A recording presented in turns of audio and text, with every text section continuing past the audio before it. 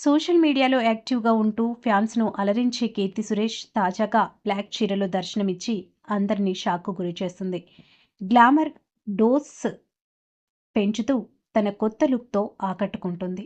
నలుపు చీరలో వయ్యారంగా మెరిసిపోతూ ఫ్యాషన్ స్టేట్మెంట్‌ను మరో లెవెల్‌కు తీసుకెళ్లింది.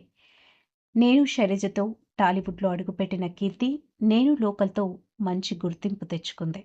'మహానటి' సినిమా ఆమె కెరీర్‌కు మైలురాయి కాగా, 'దసరా'తో పాన్ ఇండియా క్రేజ్ సంపాదించుకుంది.